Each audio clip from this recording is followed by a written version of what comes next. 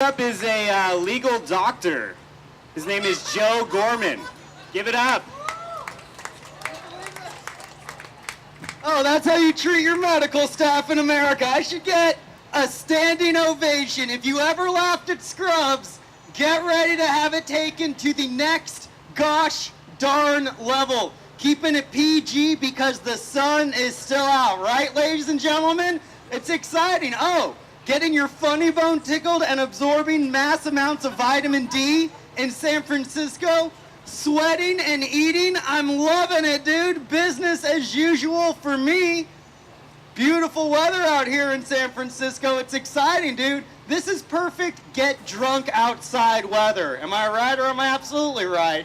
I'm absolutely right. No need to clap. I'll tell you guys what I like doing on a day like this where it's nice and sunny, just going out and getting drunk in the park. That's my favorite thing to do. Like 2 o'clock rolls around, I'm cracking that bottle of red wine, I black out for 2.5 hours, I wake up shirtless and sweating like, oh, did I just CrossFit? I think I just CrossFit right now. This is exciting. I'm all about it.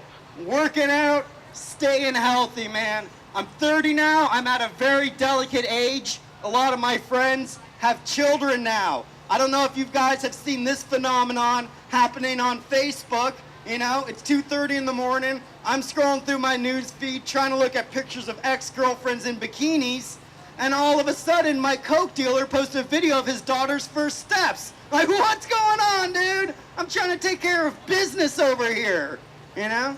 And all of my friends say the same thing in terms of having children. They say, Joe, having a child, that is a life-changing experience. But guess what, folks? I already had a life-changing experience. One time at 3:30 in the morning, I saw the dinner menu at McDonald's transition into the breakfast menu. Can you believe that fucking shit?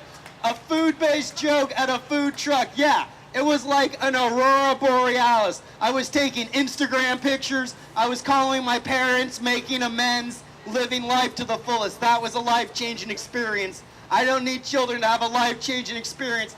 I spent $500 betting on the outcome of WrestleMania. Don't tell me I don't live life to the fullest, all right? Took the bus to get here, all right? I'm not one of those fancy schmancy comedians driving around in a smart car. I have my carbon footprint tiny, y'all. Fucking composting and keeping my carbon footprint small. I was drinking a Gatorade, all right? Because fucking sweating profusely in this heat. I'm burning through electrolytes like crazy. I need to give a 110% performance. You better believe I'm gonna replenish myself the way Shaq replenished himself in the 90s in those black and white Gatorade commercials where it's all like sweating all those crazy jacked up Gatorade colors like orange and fucking magenta and fucking bright yellow. It's like, oh, what are you putting in your Gatorade? I'm an athlete too. So I was drinking a Gatorade on the bus, and guess what, folks? This guy on the bus started yelling at me. He was losing his mind. He was like, you can't drink on the bus. That's breaking all of the rules. And hey, guys, just to give you a rundown, that is breaking one rule on the bus. It is the least offensive rule, drinking a beverage. Guess what? My body, my rules. I'm drinking this Gatorade. I was taking a stand, you know? And the thing was, that wasn't even the most offensive thing that was happening on the bus. You know, like, there were like those people that were breaking the unwritten rules on the bus. Like, this guy was just clipping his toenails on the bus. Like, dude, like, what's going on? Like, that is like a far more offensive thing. They don't even have a sign for that. That guy's just going to town like, oh, I'm late for my job interview. I'm going to have to manage my time, just clip my toenails on the bus. He lost his job interview, all right? I'm taking a stand. That guy, far more offensive than me, but he wasn't yelling at that guy. He was yelling at your boy, you know? And there was that other guy who had like the service animal, which was clearly not a service animal whatsoever. You know, it wasn't a seeing eye dog. It was just one of those jacked pit bulls, just like a super yoked pit bull, like a pit bull that just does CrossFit and their steroids and his Purina and stuff, just like totally yoked and like just like not helping people out, but just barking at Academy of Art students, just like, arf, arf, arf, stop wasting your parents' money, just going crazy, you know? And the owner's like, oh, I can't get sued.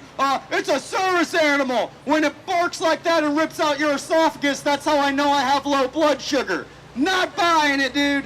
but the guy was yelling at me, okay? The kid. And the worst thing was, this guy who was like being like a public safety hero, he wasn't even wearing pants. He was like the biggest offender of anyone else in that whole biz, you know, just yelling at me, going nuts. And I was gonna say, dude, why don't you step down, go to the Gap, buy a nice pair of slacks. And then I saw he had a Burger King crown on, and I was like, oh my God, this guy is legitimate. I'm not about to rock his burger monarchy. You see how all of these jokes are slightly food-based? This is like perfect. It's like, oh man, my fat guy comedy has finally found the perfect fucking blending thing, and now we're fucking laughing, and we're having a good time, and I think that's wonderful. I think laughter is the best medicine, and I'm not just saying that because I don't qualify for Obamacare. I mean that.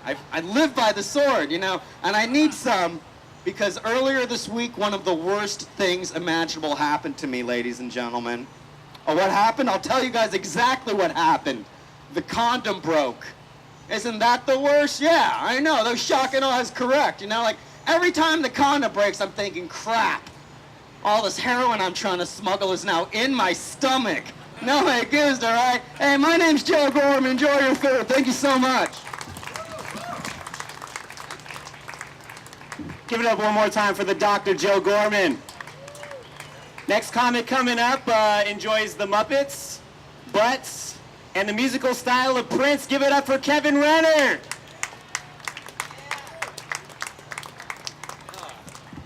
How's it going, everybody?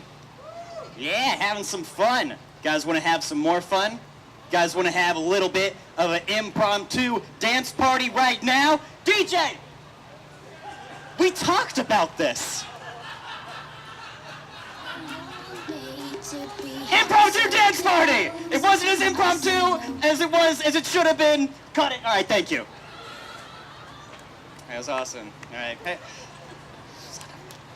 God damn it, DJ. God damn it. All right. Guys, I've been doing yoga recently. And guys, I gotta tell you, I hate yoga. I hate it. I think it is the sexiest form of cultural appropriation.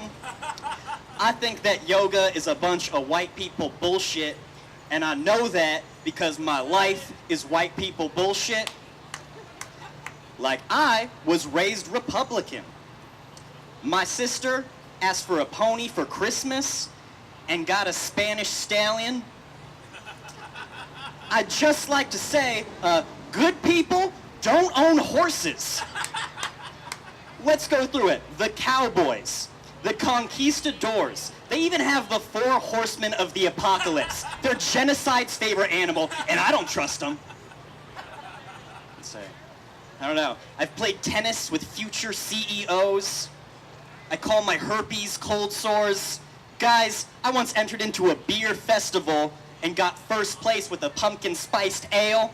I have an award in white people bullshit. All right, I know you guys are still thinking about the herpes thing, all right? It's a little weird. It's all right. Guys, it's fine, all right? I think there's 2 types of people in this world. I think that there are people with herpes and fucking nerds. That's right, guys. Live a little dangerously. Have some fun in your life. Kiss a stranger.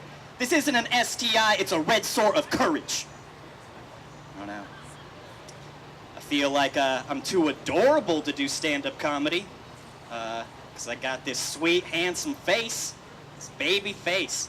I feel like my comedy should be more like, you guys like playing with bubbles? I love bubbles, but every time I'm playing with them, I spill it all over my hands. It's so sticky. I was riding my bike the other day, and my dad was teaching me, and he let go. That motherfucker. But in all actuality, he still makes sweet love to my mom. They're in their golden years, sir. Their love is magical. I have to say that. It's actually weird because my last job, I was a construction worker. Yeah, still this face. I don't look like a construction worker. I look like a construction worker brought his 5-year-old son to the site for Bring Your Kid to Work Day. I feel like I should just start work every morning just like, I'm ready to work. I have my Tonka tool belt around my waist, and I take out my plastic hammer, and I just start hitting the wall. Just go, See, Papa, I'm helping. I'm helping, Papa. Guys, this is my hammering technique. It's not very good. It's probably the reason why I lost my job. I'll say that. I'm just putting square pegs into round holes, being like, I don't think we're gonna get this done in time. We set a deadline. I got shitty friends who'd say this joke, be like, hey Kevin, since you're a construction worker, you ever catcall a lady at work? And I said, no! I am a 21st century man. I don't know how to talk to women in general. It is. It's weird. It's weird that catcalling is still a thing in our society because it's terribly oppressive and just awful. Like I think the main reason why I hate it is that there's never been a good catcall. Like there's never been a dude sitting on an iron beam eating a bologna sandwich like, Hey, lady, nice dress. I want to be a better person around you. You make me want to believe in love again. That dude doesn't exist. That's a Matthew McConaughey film featuring Kate Hudson. It's called Work from the Heart. No, I do. But I do like the term catcall. Like I wonder what like a tomcat would say to like a feline female. And the cat's just sitting on a wooden post, eating a fishbone sandwich. And he just goes, hey lady, I like how your tail doesn't hide your butthole. So that's an accurate representation of cats. I don't know. Let's see. I don't know. I've been seeing this woman recently, and I don't really know how to like access like my emotions and my feelings towards her. So sir, can I ask you a question? Okay. Do you know what it's called when you want like a woman's personality and cosmic essence in your mouth? Is that what love is, sir? Yeah, he's totally right. It's totally not love, you guys. I'm just smitten as a kitten. You know that because I say adorable things like that. But no. She actually broke up with me recently. And I wonder why, guys. I wonder why. She hated that joke. Didn't like it. But what's the point of love if you can't use it for your own creative benefit? I think that's bullshit. Let's see. I don't know. Like, she was like an amazing person, though. Like, I found out that she was in the military and got shot in the head at a drug bust on a yacht. Don't worry, guys. She survived. I wasn't dating a ghost, even though it'd be cool as fuck if I was dating a ghost, you guys. Like, I'd have my own reality dating TV show called, like, What Up, Boo? It's good. It's all right. She's fine, guys. She's awesome. I don't know. But I feel like I've learned, like a lot about women within my relationships. Like, I learned that, there's, women are, kind of self-conscious about their vaginas, which is weird because vaginas are, the third best thing about women next to, their hearts and their minds. But I think it comes from, a shitty aspect of dudes being like, her pussy lips are too big and she's got hair on it, gross. First of all, they're called labia minora, you ignoramus. And secondly, if you think anything about a vagina is gross, you're gay. You're at least 10% gay, man, and that's fine, because sexuality is a spectrum. And that's some knowledge I've been throwing down tonight. Guys, have a great night. You guys are awesome. Give it up for Kevin Renner, guys. Next comic coming up, real funny guy, Dan Myers.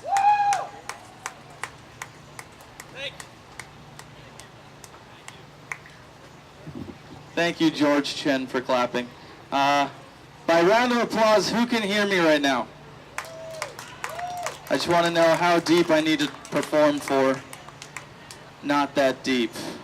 Turns out I can pretty much just talk to these 12 people, and that'll probably be good enough. Right? Are you into it? She's into it. You two are clearly into it. T-shirt and a tie, man. And shorts and black socks. Nothing about your outfit says, I am not homeless. Where did you get that luxurious coat? H&M. H&M? It's not what I was expecting. I was expecting 13th and Market. There's not even a store at 13th and Market. But yeah, no, I beat up a homeless guy. And then what about the tie? H&M? Thrift store? That's exactly what I was expecting. Here we go. This one's just for you. I'm also going to turn this because no one's standing over there. I'm just helping out the show. I'm not here for comedic purposes. I'm just here to make sure that everyone who wants to hear comedy can hear comedy. Now how many people can hear me? Do you see that? That was like the same exact amount of people that clapped the first time, which proves that I don't know shit about how sound works. I just really wanted to flood this guy with my comments on his ridiculous outfit right now. She's wearing a ring on her third left finger, and you're not.